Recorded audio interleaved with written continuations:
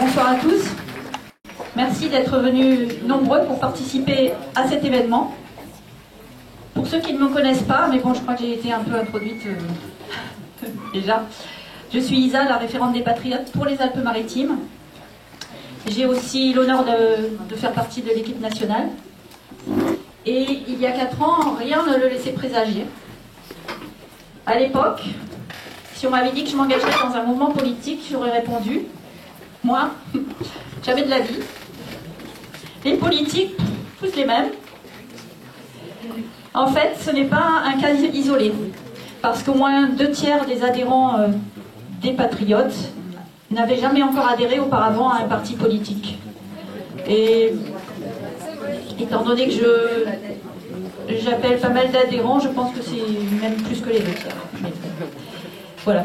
Et c'est à mon avis un bel argument pour convaincre autour de vous de rejoindre les Patriotes. Car cela montre que le discours est différent et que l'image est différente de celle des politicards de notre paysage politique actuel. Florian Philippot réconcilie avec la politique avec un P majuscule ainsi qu'il la nomme. Il est le seul qui porte une résistance totale à l'oligarchie, à l'Union européenne, à leur projet mondialiste inhumain. Présent tous les jours pour transmettre information, énergie, espoir, persévérance, constant dans ses valeurs, ce qui est souvent relevé par notamment les nouveaux adhérents. Tenace, patient, faisant preuve d'ouverture d'esprit, de maîtrise de soi. Vous l'avez vu face aux débatteurs formatés qui lui sont opposés lorsqu'il est invité par les grands médias.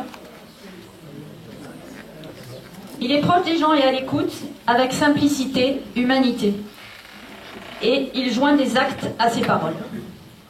Et aussi, c'est bien malheureux de devoir le préciser, et c'est tellement exceptionnel à l'heure actuelle, Florian Philippot aime la France, défend nos valeurs, et il est un homme politique sincère.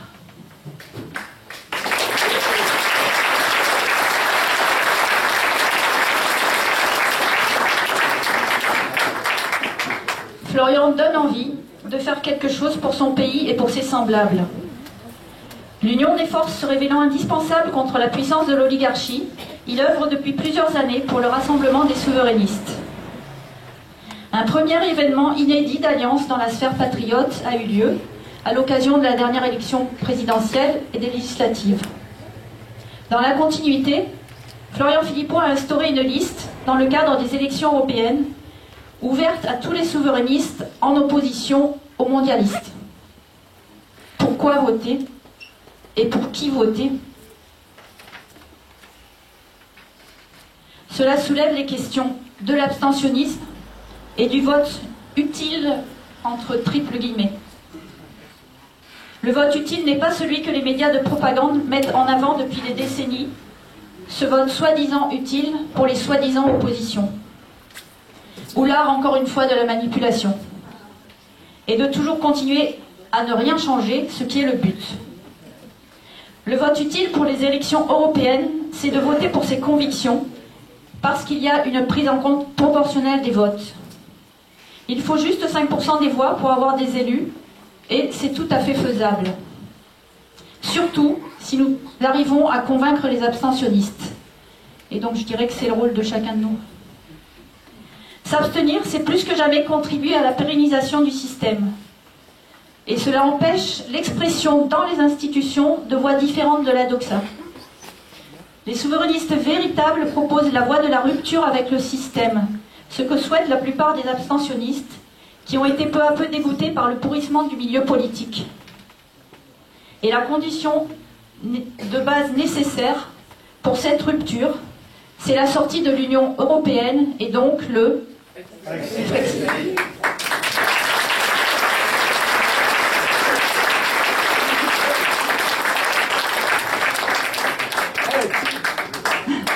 Alors j'aimerais faire une petite précision, parce que j'entends souvent des critiques sur l'emploi du mot Frexit en disant « Ah, c'est de l'anglais », comme s'il n'y avait pas assez d'anglais. Mais bon, exit, c'est bien un mot français, puisqu'il vient du latin, en fait, qui veut dire « il sort ».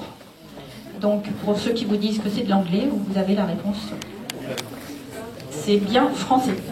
À la limite, c'est les Anglais qui nous ont appliqué le mot pour faire le Brexit. Et il faut rappeler que les patriotes prônent depuis l'origine le référendum d'initiative citoyenne, RIC ou RIP dans la charte, ainsi que la sortie de l'UE. C'est inscrit dans la charte qui est consultable sur le site des patriotes. Et il me paraît essentiel de comprendre la réalité de cette expression répandue. Si tu ne t'intéresses pas à la politique, elle s'intéresse à toi. Et je dirais plutôt qu'elle te rattrape, et de façon fort brutale. On l'a tous constaté en 2020. Alors, certains agitent la peur du saut dans l'inconnu. Toujours la peur. Mais la France a existé pendant des milliers d'années sans l'Union européenne. Et le saut dans l'Union européenne, c'était aussi un saut dans l'inconnu. Que pourrait-il se passer après un Frexit? Pour en avoir une idée, je vous recommande la lecture du premier roman politique de Florian Philippot, en vente dans cette salle, Les 100 jours de la Révolution qui vient. J'ai adoré. Avec quelques pics bien placés, des citations lunaires, et ô combien véridiques de nos politiques, entre guillemets, actuelles, les mésaventures d'une certaine Graziella von der Schlagen,